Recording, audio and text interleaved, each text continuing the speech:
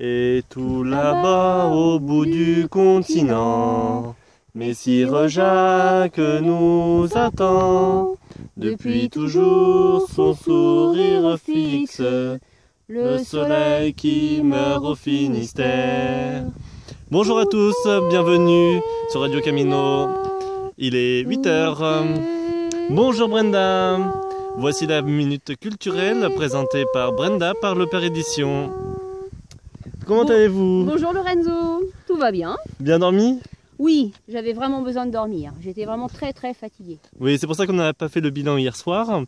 Et justement, on va le faire tout de suite. Qu'est-ce que vous en avez pensé de l'étape d'hier? Ah, c'était vraiment pourri. Ouais, véritablement pourri, le fléchage On s'est perdu, voilà. reperdu, Et on a fini reperdu. par 12 km de route.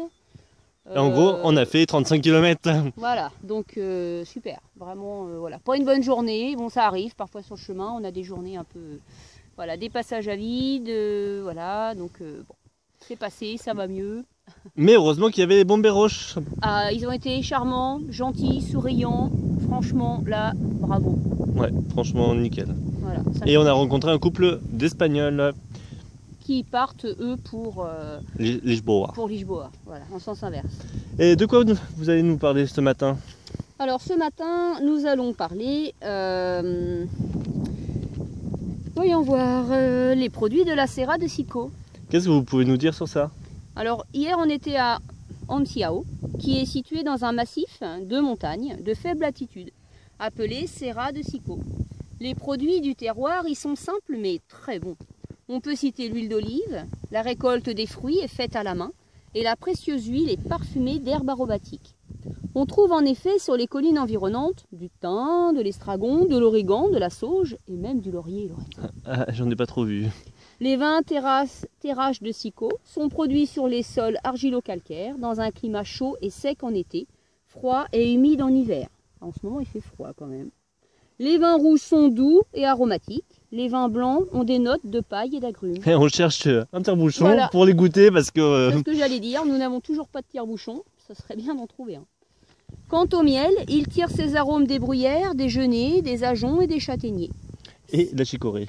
Et beaucoup de chicorée, en effet, c'est vrai qu'on en voit énormément sur le chemin. Sa récolte s'est modernisée et a trouvé des débouchés de commercialisation pour la cuisine, mais aussi pour les cosmétiques. Et bah, on va faire un tour au supermarché pour essayer les produits. C'est vrai que ça a l'air vraiment très bien. Et qu'est-ce qu'on va voir après une étape de 30 km plus 10%, Voilà. donc 33 km aujourd'hui. 30,9, donc on va dire plutôt 34 peut-être kilomètres. On verra bien.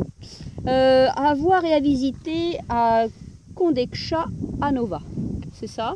Oui. Alors, bien le bon. musée et ruines romaines de Coimbra. Ah, on en a parlé hier, mais c'est un peu loin quand même. Oui, c'est un peu loin.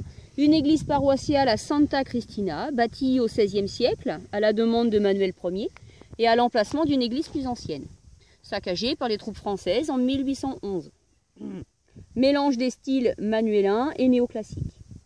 Il y a divers palais, dont le Palacio dos Figueiros, 16e, partiellement détruit par les Français. Je crois qu'on ne va pas être aimé là-bas. Siège de l'hôtel de Lille, imposante façade, cour intérieure. Palacio de Soto Mayor, 17e siècle, remanié, épargné par les troupes françaises. Ah.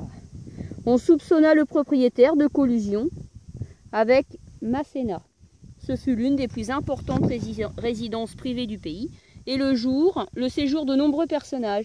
Il y a eu par exemple Alexandre Herculano, dont nous avons déjà parlé, voilà, qui est venu ici.